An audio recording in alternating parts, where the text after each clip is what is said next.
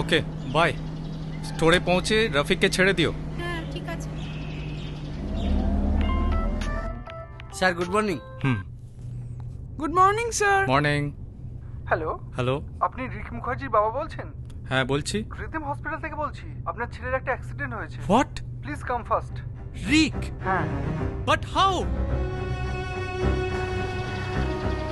Rafiq! Nandini! Stop! Stop stop! কি হলো? কি হয়েছে? রিক অ্যাক্সিডেন্ট করেছে। হ্যাঁ? হসপিটালাইজড। রফিক কুইক!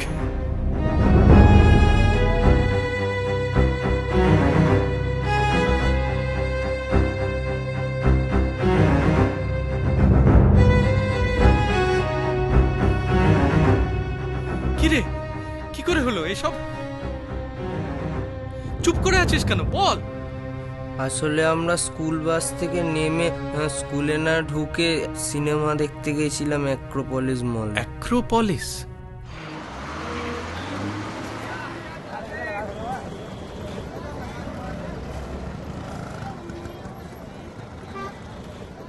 রফিক একটু টেনে চলো, একটা বোর্ড মিটিং আছে, তাড়াতাড়ি পৌঁছতে হবে। হ্যাঁ স্যার, ঠিক আছে।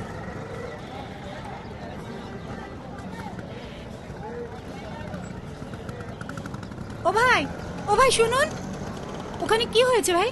স্কুলের বাচ্চা ও ট্যাক্সি ফ্যাক্সি মেরে দিয়ে চলে গেছে। গন কেস। এ বাবা, এই শুনছো, একটা স্কুলের বাচ্চাকে একটা ট্যাক্সি মেরে দিয়ে চলে গেছে। রিকো তো স্কুলে গেছিল, একটু নেমে দেখবে please. Come on Nandini, New Alipur থেকে দেশপ্রিয় পার্ক যাওয়ার পথে কসবা পড়ে না। রিক এখানে কোত্থেকে আসবে? I am already running late.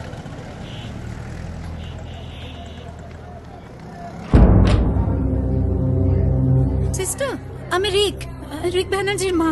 ও এখন কেমন আছে? ডক্টর চেক করছেন, বেরিয়ে এলে আমরা জানাবো। আপনি একটু ওয়েট করুন, ওকে? আচ্ছা। তো তোরা ওকে হসপিটালে আনতে এত দেরি করলি কেন? কি করব, কোনো গাড়ি ওকে আনতে চাইছিল না। তারপরে ওই একটা অটোকে ধরে বেঁধে বললাম। তারপরে আপনাদের ফোন করতে চেয়েছিলাম, কিন্তু ফোন করতে পারিনি সেই সময়। রিকের ফোনটাও যে কে নিয়ে নিল জানতেও পারলাম না। আচ্ছা, তোরা ফুটপাত দিয়ে হাঁটিস না কেন বলতো? ফুটপাত দিয়ে হাঁটছিলাম, কিন্তু একটা দোকান এমন ভাবে বসেছিল যে যাতে আমরা বাধ্য হয়ে রাস্তায় নামতে গেছিলাম। কিন্তু সেই সময় পিছন দিক থেকে একটা ট্যাক্সি এসে রিককে... ডক্টর, আমি রিকের বাবা। রিক কেমন আছে এখন? I am sorry mister Banerjee, he is no more. What? মাথায় প্রচন্ড ব্লিডিং হচ্ছিল।